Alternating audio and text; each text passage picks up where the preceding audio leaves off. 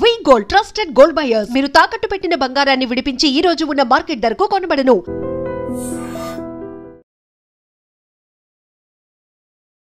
నమస్కారం, welcome to I dream. ధర్మ మార్గం విత్ విజిత కార్యక్రమానికి స్వాగతం.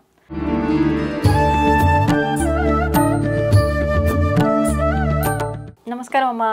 నమస్తే అమ్మా, కరోనా మళ్ళీ వచ్చేసింది. క్రిందటి సమయం వచ్చినప్పుడు అంటే మొదటిసారి వచ్చినప్పుడే చాలా వరకు ఇబ్బందుల పాలు చేసి వెళ్ళింది. రెండవసారి వచ్చినప్పుడు ఇంకా ఘోరాతి ఘోరాలన్నీ కూడా చవి చూపించింది. ఇంకా రాదులే అనుకున్నాము, వచ్చిన దాని విజృంభణ అంత ఉండదు అని అనుకున్నాము. కానీ మళ్ళీ ఇప్పుడు మన దగ్గర వచ్చింది. మన దగ్గర రాదు అన్నారు, వచ్చింది. అంత ప్రమాదం కాదు అన్నారు, కానీ ప్రమాదం జరిగింది. కొన్ని మరణాలు కూడా వచ్చాయని చెప్పి వార్తలు వింటున్నాం 2-3 రోజుల నుంచి. అసలు విశ్వ నియమాలను బట్టి ఎందుకు వస్తుంది ఇలాంటి వైరస్? అంటే వైరస్కి మన పంచభూతాలకి కనెక్షన్ ఉంది. పర్టికులర్గా ఈ కరోనాకైతే సంబంధం ఉంది. గాలి ద్వారా స్ప్రెడ్ అవుతుంది అని చెప్పి మాట్లాడుకుంటున్నాం. ఎందుకమ్మా, ఎందుకు వచ్చే అవకాశం ఉంది? మళ్ళీ ఎందుకు వచ్చిందంటారు? ప్రకృతి అంటే ఏంటి? పంచభూతాలు. మనలో ఉన్నాయి పంచభూతాలు, చక్రాలుగా ఎనర్జీ పాయింట్స్. బయట ఉన్నాయి 5 ఎలిమెంట్స్, మనలో ఉన్నాయి 5 ఎలిమెంట్స్. ఈ 5 ఎలిమెంట్స్ ఈ విశ్వంలో ఉండేటువంటిది ప్రకృతి.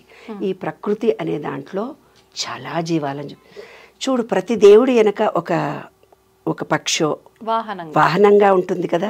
అన్నీ ఉన్నాయి నీకు. ఏనుగు దగ్గర నుంచి, పాము దగ్గర నుంచి, ఎద్దు దగ్గర నుంచి, చిలక దగ్గర నుంచి ప్రతి దేవుడు వెనక చూపించారు కదా. అంటే మనం కొంచెం ఎడ్డోళ్ళం అవుతాము, తెలివిలేని వాళ్ళం అవుతాము. దేవుడు పక్కనన్న ఆ జీవిని ఉంచితే వీళ్ళు దాన్ని కూడా పూజ చేస్తారు, దాన్ని కూడా బతకనిస్తారు, దాన్ని కూడా గౌరవిస్తారు అని కదా. పాములు తింటిరి, మీరు కప్పల్ని తింటిరి, మేకల్ని తింటిరి, గొర్రెల్ని తింటిరి. ఇష్టం వచ్చిన జీవాలన్నీ తింటే ఓకే, తప్పు లేదు. ఎందుకంటే నాన్ వెజ్ తినడం అనేది మన శాస్త్రీయత. చిన్న చేపని పెద్ద చేపని తింటాడు, పెద్ద చేపని బెస్తోడు తింటాడు, బెస్తోడికి ఇంకోడు తింటాడు. అది విశ్వరహస్యం నాన్న. ఇప్పుడు మన ఇంట్లో ఏదన్నా కూర మిగిలిందనుకో నాన్న, మనం చెత్తబుట్టలో పడేస్తాం. కాదు, ఒక మట్టిలో పడేయి. నువ్వు ఒక కుళ్ళిపోయిన కూర కానీ అన్నం కానీ నువ్వు పడే, సాయంత్రానికి నెక్స్ట్ డే మార్నింగ్ కల్లా సన్న పురుగులు వస్తాయి, చీమలు పురుగులు. బూజు వస్తుంది ఫస్ట్. ఆ బూజు రాగానే బూజుని తింటేందుకు చీమలు, చిన్న చిన్న నల్ల చీమలు, ఎర్ర చీమలు. వాటిని తినేటందుకు ఇంకేదో పక్షి వస్తుంది, దాన్ని తినేటందుకు ఇంకో పక్షి వస్తుంది, దాన్ని తినేటందుకు ఇంకో పక్షి వస్తుంది. ఇదంతా చైన్ రియాక్షన్. మనం ఒంటరి వాళ్ళం కాదు, వీఆర్ వన్నెస్. ఫస్ట్ విశ్వ నియమంలో సూత్రం నేను అదే చెప్పాను, వన్నెస్. మనము ప్రతిదాని నుంచి కనెక్షన్. చిలక లేకుంటే మనం లేము, ఒక బటర్ఫ్లై లేకుంటే మనం లేము. అది కనుక విత్తనాలను మనకు కాకులు, పిట్టలు అవన్నీ విత్తనాలను తయారు చేయకుంటే విశ్వం విత్తనాలు వేస్తేనే కదా అవి తిని పుప్పొడి తయారై విత్తనాలు తయారైతేనే కదా మనకు వృక్ష సంపద కలుగుతుంది. కాబట్టి ప్రతి జీవి నుంచి మనము కనెక్షన్. ఆ జీవులను కూడా బతకనీయకుండా కొంపలు కట్టేసుకున్నాం కదా, ప్లాట్లను చేసేసి ఇండ్లు కట్టుకున్నాం కదా, అడవులంటూ లేకుండా చేసేసాం కదా. అడవంటూ ఎక్కడన్నా ఉందా? ఎక్కడ అడవి లేదు. పొలాలు పంటలు పండేదేమన్నా ఉందా? లేవు. పిట్టలైతే అంతరించిపోయాయి కదా.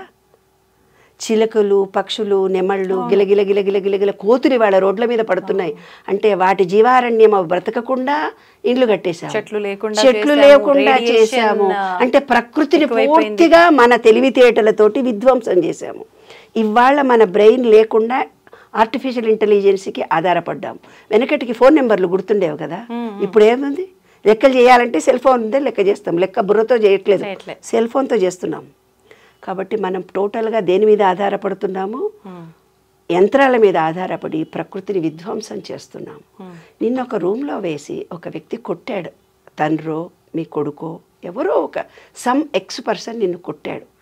ఒక్క దెబ్బ తింటావు, 2 దెబ్బలు, 3వ దెబ్బకి ఎదురు తిరుగుతావా? తిరగవా? మ్యాక్సిమం ఎంత కోపం నీకు వచ్చిందో ఎదురు తిరుగుతావు. పిల్లైనా గుడ్లు పీకుతుంది అంటారు రూమ్లో వేసి కొడితే. అట్లాగా ఈ జీవాలకు ప్రేమ కావాలి, వాటిని ప్రేమించాలి. ప్రేమతత్వంతో ఉంటాయి అవి బ్రతకకుండా మనం విధ్వంసం చేస్తుంటే అవి మన మీద ఎదురు దాడికి దిగాయి. ఆ జీవాలన్నీ కలిసి మేము లేకుంటే మీరు బ్రతకలేరు కదా అని మనం 2 ఏళ్ళు 3 ఏళ్ళు రూమ్లో నుంచి బయటికి రాలే. ఇంత స్వేచ్ఛగా తిరిగే మనను ఆప్ చేసింది విశ్వం కట్టిపడేసింది. కాబట్టి ప్రతి జీవిని అప్పుడు మనం ఏం చేసాము? హోమాలు చేసాము, శొంఠి మిరియాలు కషాయము తాగాము. బ్రీత్ రాలేదు తెలుసా కొంతమందికి. ఎందుకు? ఆక్సిజన్ లేకుండా అది పెట్టింది. బిడ్డ నేను బ్రతకలేకుండా ఎంత కష్టపడ్డానో అంత కష్టం నువ్వు పడు, అప్పుడన్నా ప్రకృతికి సలాం అంటావా అనుకున్నాం. ఎప్పుడు మారాం నాన్న? మనం ఏమన్నా మారామా? మనలో చిన్న పరివర్తన కలిగిందా? దానికి ఇంజెక్షన్ తీసుకున్నాం, దానికి కూడా సైడ్ ఎఫెక్ట్ వచ్చేది. ఆ ఇంజెక్షన్ తీసుకున్నది ఆమె హార్ట్ అటాక్ వచ్చింది. అయ్యో, ఆ ఇంజెక్షన్ తీసుకున్నప్పటి నుంచి ఆమె లేవలేకుండా అయింది. అవునమ్మా, చాలా మంది చెప్తున్నారు. నేచర్ కూర్ డాక్టర్లే చెప్పారు. మొన్నటి దాకా యాక్టివ్గా ఉన్నానమ్మా, 2 ఇంజెక్షన్లు తీసుకున్నాము, అప్పటి నుంచి లేవలేకుండా అయిపోయాం. డాక్టర్లే చెప్తున్నారు. మీరు ఎక్స్పీరియన్స్ చేశారమ్మా ఇది? 100%. నాకు 3 ఇంజెక్షన్లు ఇప్పించారు. యూఎస్ వెళ్ళేటప్పుడు మళ్ళీ తీసుకోమన్నారు. తీసుకున్న తర్వాత బాడీ వీక్ అయిపోయి కరోనా వచ్చింది. వీక్ అయిపోయి కరోనా వచ్చింది. ఇమ్యూనిటీ మొత్తం పోయింది 3వ ఇంజెక్షన్ ఇచ్చే వరకు. ప్రతి ఒక్కరం ఎక్స్పీరియన్స్ చేసినాం ఇది. కాకపోతే డాక్టర్లు ఏం చెప్తున్నారు, అది మీకు కొద్ది కాలం వరకే ఉంటుంది, ఇప్పటి వరకు అసలు దాని ఎఫెక్ట్ ఉండదు, ఉన్నా కూడా అసలు ఇలాంటి ప్రభావం ఉండదు అని. కానీ బాడీ ఇమ్యూనిటీ తగ్గిపోతుంది ప్రివెంటివ్ ఇంజెక్షన్స్ నీవు తీసుకున్నప్పుడు. రాఘవేంద్ర స్వామి మఠంలో వాళ్ళని నేను ఒక క్వశ్చన్ అడిగేదాన్ని.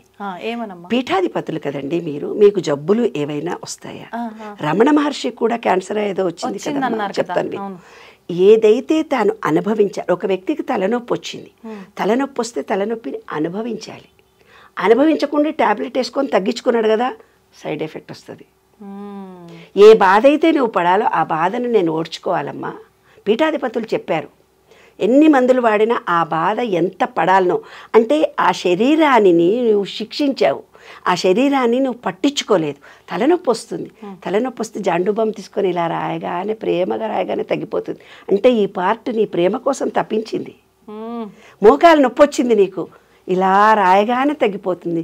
ఆ పార్టుకు ప్రేమ కావాలి. నువ్వెంతసేపు బయట పని చేస్తున్నా, బయటోళ్ళు నన్ను చూడలేదు, బయట డబ్బులు కావాలి, బయట చీరలు కట్టుకోవాలి, నా అందాన్ని ప్రదర్శించాలి, వాళ్ళు బయట చూడాలి, వాడు నన్ను చూడలేదు, వీడు నన్ను. నీ శరీరంలో అంతా మనలోనే ఉన్నదనేదే ఓంకారము. కాబట్టి ఈపు అడ్వర్టైజ్మెంట్ వస్తే అందరు రాసి, మమ్మీ వీపు నొప్పి తగ్గిపోయింది, ఏదో అడ్వర్టైజ్మెంట్, ఆ పేరు కూడా గుర్తులేదే నాకు.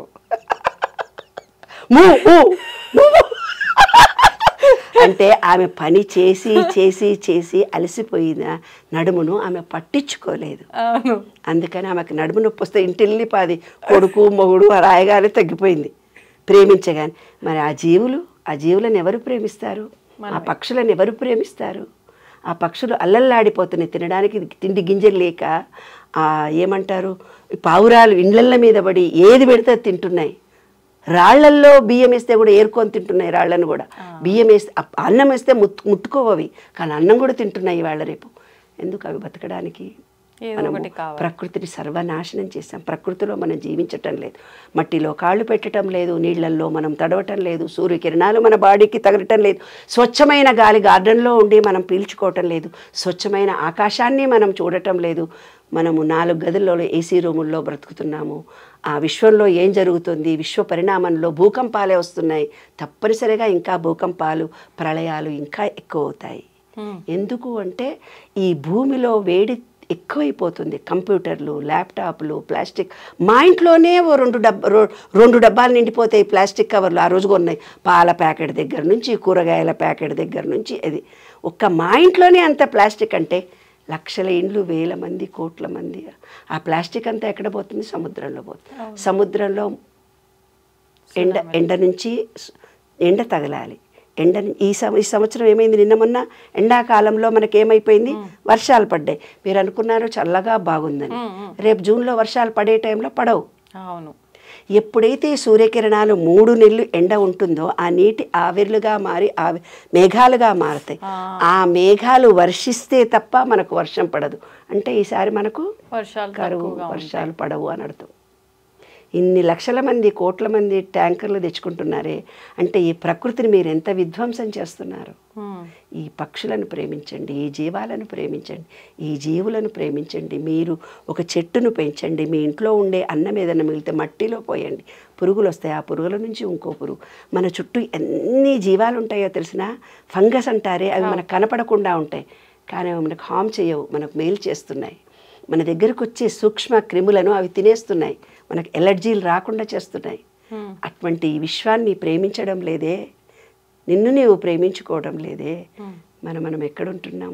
విశ్వాన్ని మనసారా ప్రేమించుకోండి, మీ తప్పును మీరు తెలుసుకోండి, ప్రకృతిని కాపాడండి, ప్రకృతిలో మనం ఉన్నామని తెలుసుకోండి. కరోనాలు కావు కదా, ఏవి రావు. కలరా వచ్చి ఒకప్పుడు చిన్నాభిన్నం చేసింది. అవును. ఎన్ని రావు ఎన్ని పోవు కలరాలు కరోనాలు, వస్తుంటాయి పోతుంటాయి, ఎంజాయ్ చేయి లైఫ్. నేను ఒక కవిత రాశాను. నీ ధర్మం నువ్వు నిర్వర్తించు, నీ దగ్గరికి ఏది రాదు పో, ఇదే సత్యం. నీ ధర్మాన్ని నిర్వర్తించు, ప్రకృతిని కాపాడుకుంటే ఏవి మన దరి చేరవు. ఎస్, ప్రకృతిని కాపాడడమే మన ధర్మం. ప్రకృతికి మనం ఏదో ఇస్తూనే పోవాలి. నాకు కావాలి, నాకు డబ్బు కావాలి, నాకు మొగుడు కావాలి, నాకు బంగారం కావాలి, నాకు ఇల్లు కావాలి, నాకు ఆహారం కావాలి, నాకు అవి కావాలి, నాకు ఇవి కావాలి అని ఆలోచిస్తూ నేను ఏమి ఇవ్వాలని ఒక్కళ్ళని ఆలోచించారా బంగారు తల్లి? మనం ఏమిస్తే అదే తిరిగి వస్తుంది. అదే జీవిత సత్యం, అదే విశ్వ నియమం.